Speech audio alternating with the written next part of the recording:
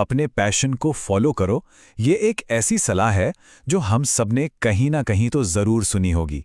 लेकिन जरा सोचिए, क्या हो अगर यही सलाह आपके करियर की सबसे खराब सलाह साबित हो। चलिए आज इसी पॉपुलर सोच को थोड़ा कुरेदते हैं।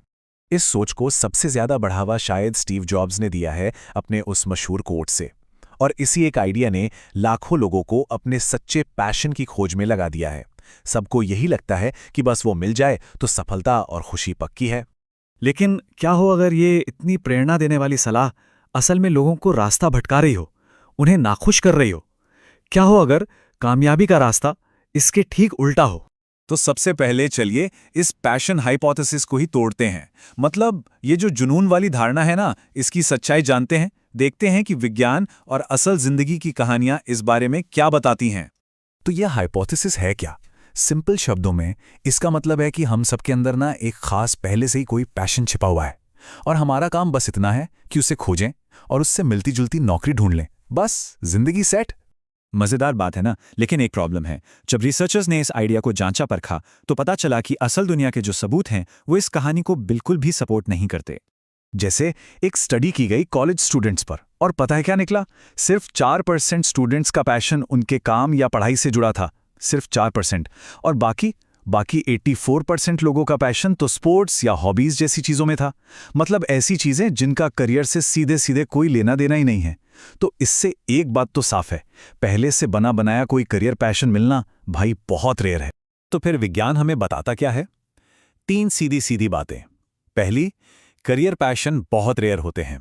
दूसरी, पैशन को डेवलप होने में टाइम लगता है, ये कोई लव एट फर्स्ट साइट वाला मामला नहीं है। और तीसरी, और ये सबसे जरूरी बात है, पैशन जो है ना वो किसी काम में मास्टरी हासिल करने का एक साइड इफेक्ट होता है, उसकी वजह नहीं। और सबसे मजेदार बात तो ये है कि जिस स्टीव जॉब्स की हम बात कर रहे हैं, उन्होंने खुद अपनी ये सलाह कभी फॉलो नहीं की। एप्पल की शुरुआत किसी बड़े पैशन प्रोजेक्ट की तरह नहीं हुई थी। अरे वो तो बस अपने दोस्त वोज़नियाक के साथ मिलकर कुछ सर्किट बोर्ड बेचकर थोड़े पैसे कमाने का एक छोटा सा जुगाड़ था। उनका पैशन तो धीरे धीरे एप्पल की कामयाबी के साथ साथ बढ़ता गया। तो सवाल ये उठता है कि अगर पैशन को फॉलो करना सही रास्ता नहीं है, तो फिर सही रास्ता है क्या? इसका जवाब है एक क्राफ्ट्समैन या कारीगर वाली सोच अपनाना। चलिए समझते हैं ये क्या चीज है। अब देखिए, इन दोनों माइंडसेट में जमीन आसमान का फर्क है। पैशन वाला माइंडसेट हमेशा ये पूछता है ये दुनिया मुझे क्या दे सकती है, जबकि क्राफ्टमैन वाला माइंडसेट पूछता है मैं इस दुनिया को क्या दे सकता हूं। एक का फोकस है सही काम ढूंढना, तो दूसरे का फोकस है काम को सही तरीके से करना। मशहूर कॉमेडियन स्टीव मार्टिन की एक सलाह है जो इस क्राफ्ट्समैन माइंडसेट को एकदम सही तरीके से बयां करती है। वो कहते हैं, इतने अच्छे बनो कि वे तुम्हें नजरअंदाज ना कर सकें। मतलब सफलता का राज मौके ढूंढने में नहीं है, बल्कि अपने काम में इतना बेहतरीन हो जाने में है कि मौके खुद आपको ढूंढते हुए आएं। तो इस कारीगर वाली सोच का असल मकसद क्या है? इसका मकसद है एक खास तरह की पूंजी इकट्ठा करना, जिसे ऑथर कैल न्यूपोर्ट कहते हैं करियर कैपिटल। चलिए जानते हैं कि ये क्या बला है। करियर कैपिटल का सीधा सा मतलब है रेयर और वैल्यूएबल स्किल्स, यानी ऐसे हुनर जो बहुत कम लोगों के पास हैं लेकिन जिनकी ज़रूरत बहुत ज़्यादा है। इसको आप एक सौदे की तरह समझिए। अगर आपको एक अच्छी नौकरी के रेयर और वैल्यूएबल फ़ायदे चाहिए, जैसे कि क्रिएटिविटी, इम्पैक्ट या कंट्रोल, तो बदले में आपको भी तो कुछ रेयर और वैल्यूएबल देना होगा, है ना? बस वही है आपका करियर कैपिटल। ठीक है, तो सवाल ये है कि ये करियर कैपिटल बनाया कैसे जाए? और इसका जवाब सिर्फ हार्ड वर्क या कड़ी मेहनत नहीं है, उससे कुछ ज़्यादा है। ये बनता है डिलिब्रेट प्रैक्टिस से, जिसे हम कह सकते हैं सोचा समझा अभ्यास।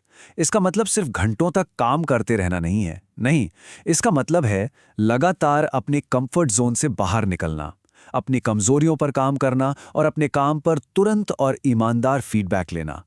सोचिए एक म्यूजिशियन के बारे में, वो सिर्फ गाना नहीं बजाता रहता, वो गाने के सबसे मुश्किल हिस्से को पकड़ता है और उसे बार बार प्रैक्टिस करता है जब तक वो परफेक्ट ना हो जाए।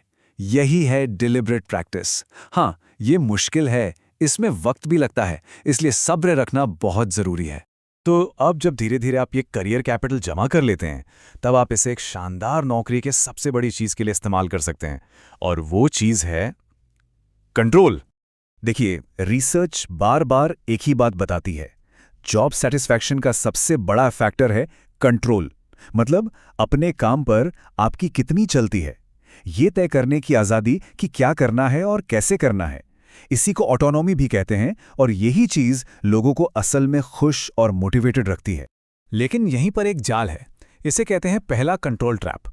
इसमें वो लोग फंसते हैं जो बिना ज़रूरी करियर कैपिटल बनाए ही ज़्यादा कंट्रोल मांगने लगते हैं, मतलब बिना कोई कीमत चुकाए आज़ादी चाहते हैं, और इसका नतीजा जाहिर है नाकामी। और फिर आता है दूसरा कंट्रोल ट्रैप, जो और भी ट्रिकी है। ये तब होता है जब आप इतना करियर कैपिटल बना लेते हैं कि आप कंट्रोल मांग सकें, लेकिन आप क्योंकि आप इतने वैल्यूएबल हो चुके हैं, आपका एम्प्लॉयर आपको जाने ही नहीं देना चाहेगा। वो आपको रोकने की पूरी कोशिश करेंगे क्योंकि भई आप उनके लिए एक एसेट बन चुके हैं। तो इन दोनों जालों से बचा कैसे जाए? इसका एक सीधा सा समाधान है, जिसे कहते हैं लॉ ऑफ फाइनेंशियल वायबिलिटी। आसान भाषा में, कोई भी बड़ा कदम उठाने से पहले इस बात का पक्का सबूत ढूंढिए कि लोग आपके स्किल्स के लिए पैसा देने को तैयार हैं।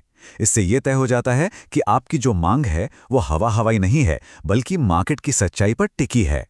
अब हम आते हैं करियर सेटिस्फैक्शन के सबसे ऊंचे लेवल पर। ये वो लेवल है जब आपका काम सिर्फ काम नहीं रहता, बल्कि एक बड़े मकसद, एक मिशन का हिस्सा बन जाता है। और ये मिशन, ये कोई अचानक से दिमाग में आने वाला आइडिया नहीं होता। ये तब पैदा होता है जब आप अपने काम में मास्टरी हासिल कर लेते हैं, जब आप अपनी फील्ड के कटिंग एज पर पहुंच जाते हैं, मतलब उस मुकाम पर जहां से आगे का रास्ता दिखता है। सिर्फ उसी ऊंचाई से वो नई संभावनाएं नजर आती हैं जिनसे एक मीनिंगफुल मिशन जन्म लेता है।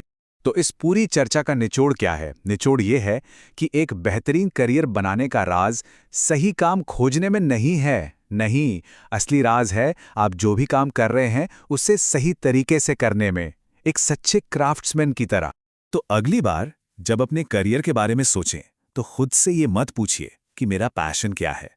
इसकी जगह खुद से ये सवाल पूछिए, मैं इतना अच्छा कैसे बन सकता हूं कि दुनिया मुझे नजरअंदाज ही ना कर सके। हो सकता है एक शानदार जिंदगी का जवाब इसी एक सवाल में छिपा हो।